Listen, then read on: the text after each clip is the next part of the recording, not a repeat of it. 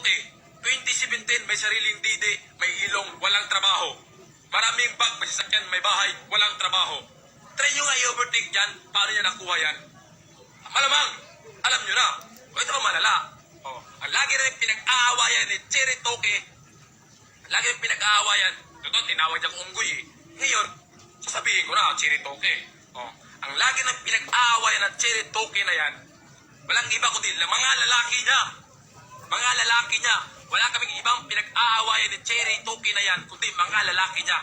Sobrang tanga, yung cellphone niya, hindi nagbubura. Ang dami ko nakikita na mga kung sino-sino ng mga lalaki, nakakayakap niya. Sobrang daming lalaki, nakakayakap niya, nakikita ko. Sabi niya, buburahin ko yan. Huwag ka mag-alala, kasi hindi ko naglinis ng cellphone eh. Ang daming mga lalaki pumasok sa utak ko nung araw na yun. Napaka-toxic na babae. Ang daming mga lalaki.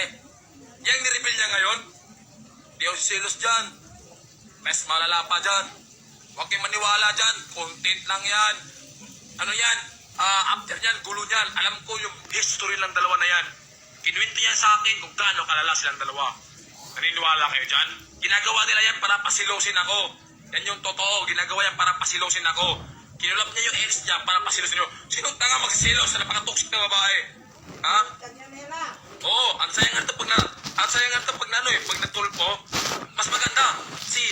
Mas nabakasuhan ko siya sa physical na ginagawa niya. Hawak ko lahat. Aminin ko, masama, bunganga ko. Totoo yan. Ubos na pasensya ko sa iyo. Ubos na pasensya ko.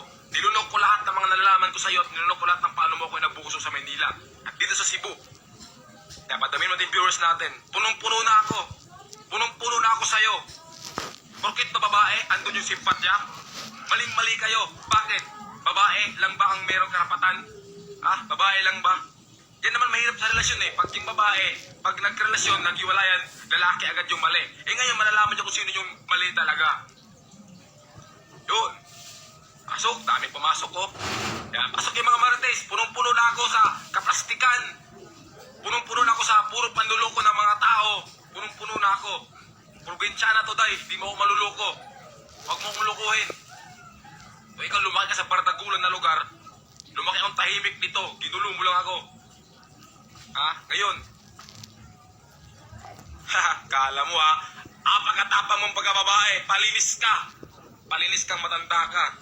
Palinis ka talaga. Naghahanap ka ng